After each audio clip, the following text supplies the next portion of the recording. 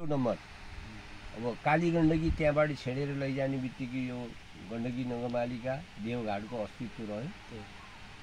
अब हाम्रो त एउटा महत्त्वपूर्ण क्षेत्र हो नि, रामले पनि आएर अध्ययन गरेको योगवासिष्ठ लेखिएको ठाउँ, जसलाई रघुकुल हेरी त चली आई प्राण जाए पर वचन नजाई भन्छन्।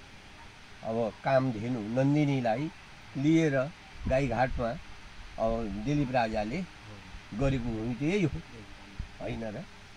अब यो भित्र धेरै छन् मुख्य अब निष्कर्षमा अब यो हामीले एकपालि यसबाट यो क्षेत्र यसरी नै अब यसलाई केन्द्र त्रिशुल गढ्यो, चिम्टा गढ्यो होइन।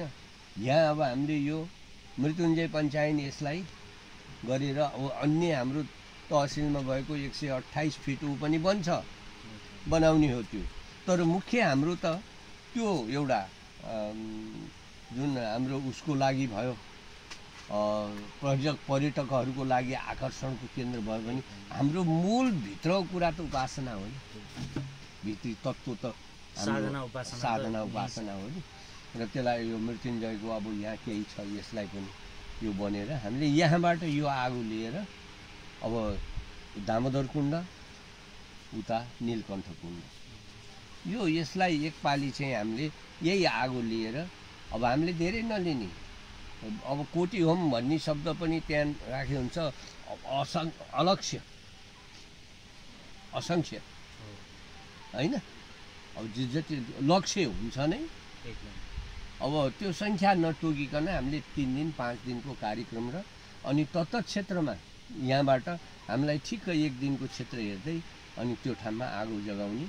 सार्वजनिक क्षेत्रमा चाहिँ हामीले एउटा हाम्रो यो ओमकार परिवारलाई भेद नरहने किसिमको होइन। यम शैवासम उपासते शिव इति ब्रह्मात्मजो वैदिका बुद्धा बुद्ध इति प्रमाण पटवः कर्तेति नैयायिकः अर्हन्नित्य च जैन शासनरत कर्मेति मीमांसकः स्वयं भो विदधातु वाञ्छित फलम त्रैलोक्यनाथो हरि। यो त्रिरूप त्रिमूर्ति विधि विष्णु महेश्वर हामीले यो चाहिँ चिजलाई अब त्यत्त क्षेत्रमा पुनर्जागरण। मैले मुख्य कुरा हाम्रो बिग्रियो शिक्षा विकारे सकलो विकार। हामीसँग वैष्णवले पढायो, आफ्नै शिक्षा दिएको छ, 10 सन्यासीले पढायो, सन्यासीको पनि भेद उता आत्मानन्दले बेग्लै पढाउनुहुन्छ भने ज्ञानानन्दको बेग्लै छ, अनि यता फेरि हाम्रो माथि रमणानन्दहरूको बेग्लै छ। अब उपाध्याय र जैसी भन्ने पनि त्यहाँनिर छ।